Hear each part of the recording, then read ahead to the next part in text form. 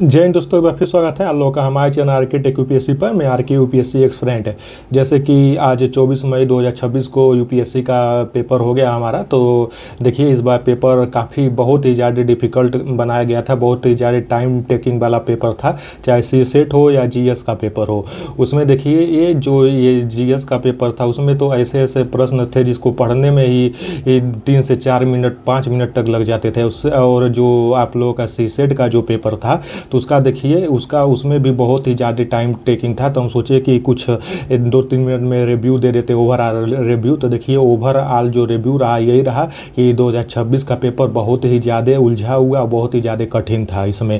और बाकी हम डिटेल में इसका हम बहुत ही जल्द वीडियो लेके हम आने वाले हैं, काफ़ी डिटेल में इसका बनाएंगे इसके बारे में कि कैसा रहा, मतलब प्रश्न किस टाइप के आ रहे थे, कैसे आ रहे थे, आगे की रणनीति क्या हो सकती है। देखिए, हम यही कहेंगे कि आप लोग अच्छे से अपने सेल्फ स्टडी पे ध्यान दीजिए, ज़्यादा कोचिंग के चक्कर में रहिए मत। जो लोग 1 लाख 2 लाख रुपया देकर अपना कोचिंग कर रहे हैं, समझ लीजिए वो सब एक प्रकार का बेकार ही है। यही जो समझ लीजिए सीधी सी बात है कि आप लोग जहाँ तक हो सके ज़्यादा से ज़्यादा अपना सेल्फ स्टडी पर ध्यान दीजिए। इसमें देखिए, ऐसे ऐसे प्रश्न पूछ गए थे घुमा के कि जैसे लग रहा है कि यूपीएससी मतलब लड़कों के भविष्य के साथ एक खिलवाड़ ही कर रहा है। जैसे एक प्रश्न आप लोग को हम इसमें बता रहे हैं कि एक दिया है प्रश्न नोबेल पुरस्कार के बारे में, उसको सीधे पूछ लेना चाहिए कि मतलब कि इस क्षेत्र में नोबेल पाने वाले वैज्ञानिक का क्या नाम था। लेकिन इस सब सीधा ना पूछ के किस तो देखिए घुमा के पूछा है। जैसे कि ये एक हमारा 46 नंबर प्रश्न है कि यक्स का जन्म यूके में हुआ था, उन्हें 2005 में नोबेल पुरस्कार प्रदान किया गया।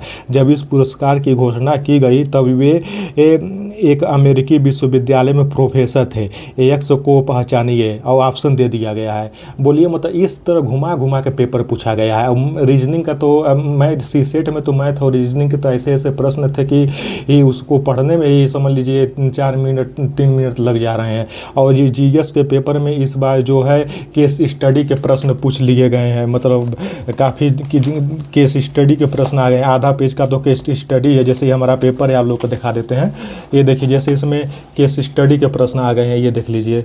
ये पूरा मतलब केस स्टडी के भी प्रश्न जीएस में आ गए, जीएस के पेपर में आ गए हैं। प्रश्न दे दिया है या उसमें पूछा गया कि कौन से कथन सही है। देखिए, केवल 1 केवल 2 जो इस तरह के जो प्रश्न आते हैं, इसकी संख्या ज़्यादा थी। और कुछ प्रश्न ऐसे थे कि जैसे उसमें प्रश्न दे दिए गए, फिर ऑप्शन उसमें 1 2 3 तक 1 2 3 इस तक करके दिए। फिर उसमें पूछा गया है कि मतलब कौन सा मतलब प्रश्न कौन सा तर्क सही है, केवल 1 केवल 2। मतलब इस प्रकार देखिए, दोनों पेपर काफ़ी लेंदी, बहुत ही डिफिकल्ट था। तो हम यही कहेंगे आप लोगों ने स्टडी पर ध्यान दीजिए। आगे हम फिर एक वीडियो लेके आते हैं।